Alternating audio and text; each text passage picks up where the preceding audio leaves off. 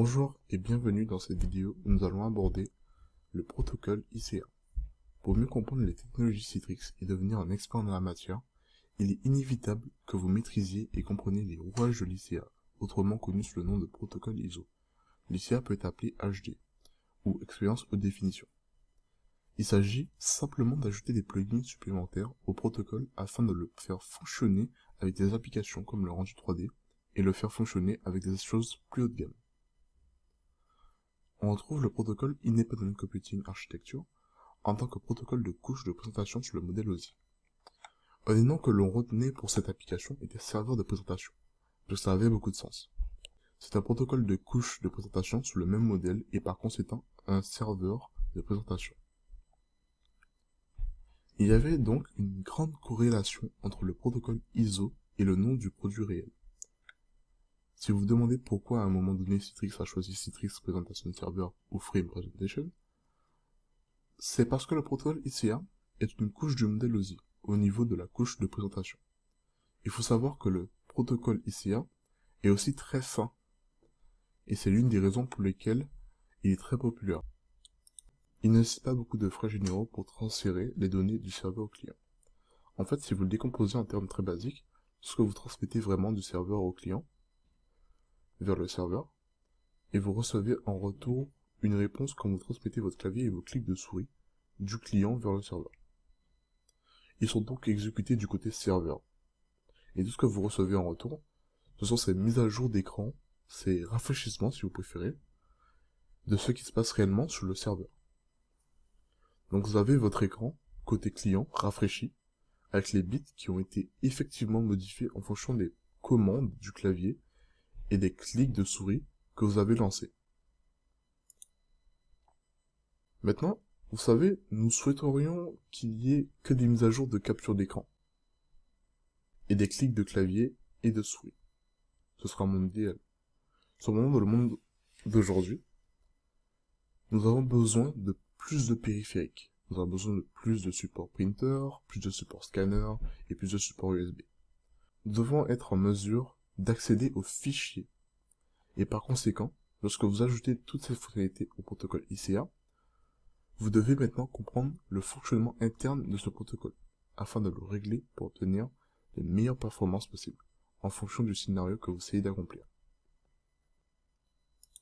Le protocole ICA est également extrêmement bien optimisé pour les situations où il était utilisé à l'époque.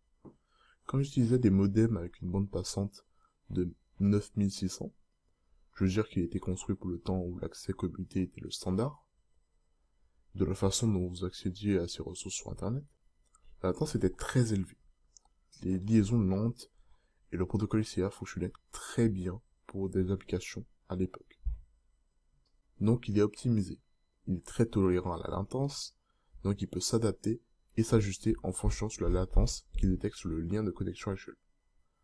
Il fonctionne également sur le SSL standard. Qu'est-ce que ça veut dire? Il fonctionne avec la norme SSL standard, simplement. SSL utilise généralement des ports TCP, donc il s'agit de ports TCP standard comme le port 4434, une connexion SSL sécurisée. Donc vous n'utilisez rien comme IDP ou un protocole qui nécessite un équipement en particulier ou l'ouverture de ports très spécifiques sur un pare-feu. Puisque le protocole ICA est un protocole basé sur TCP, il est capable d'utiliser un standard SSL pour crypter le trafic entre l'endroit d'où vous vous connectez et le serveur. Afin d'avoir cette communication sécurisée entre les deux, vous pouvez également optimiser la bande passante du protocole ICA. C'est l'une des choses les plus puissantes que vous pouvez obtenir avec lui. Donc vous vous rappelez tout à l'heure quand je parlais du fait que si vous le décomposez en éléments au format de base, le protocole ICA est un protocole très fin. Encore une fois, ce sont des mises à jour d'écran, des clics de clavier et de souris.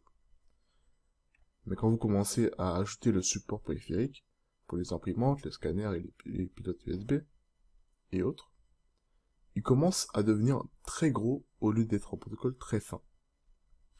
Donc l'optimisation de la bande passante du protocole ICA vous permet de dire je veux seulement que la bande passante de l'imprimante consomme, disons, 10% de ma bande passante globale. Je veux que mon USB n'en consomme que 5%, et je vais donner tout le reste aux mises à jour d'écran, au clavier, et les clics de souris. De cette manière, on obtient une sorte de qualité de service.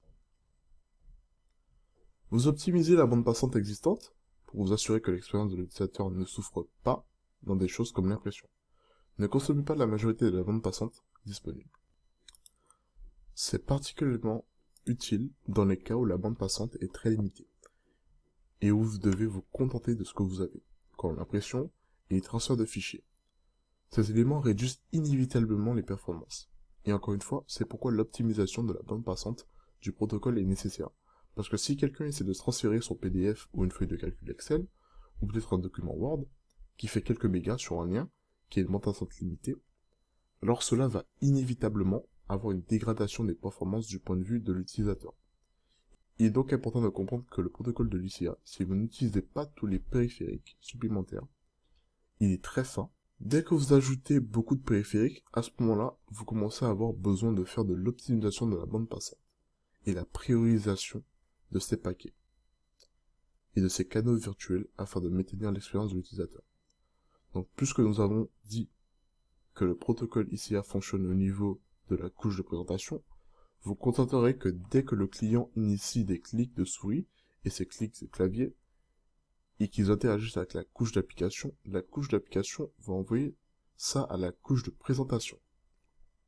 La couche de présentation va le renvoyer à la couche physique, et la couche physique va alors le transférer et le déconstruira de l'autre côté jusqu'à la couche de présentation. Pourquoi je vous montre ça? Je vous le montre parce que c'est une vue d'ensemble de comment le paquet va être transféré du serveur jusqu'au client, et comment à chaque couche du modèle OSI, différents composants sont ajoutés à ce paquet avant qu'il atteigne la couche physique et soit transporté. C'était tout pour aujourd'hui, à bientôt pour la prochaine vidéo qui portera sur le protocole IMA.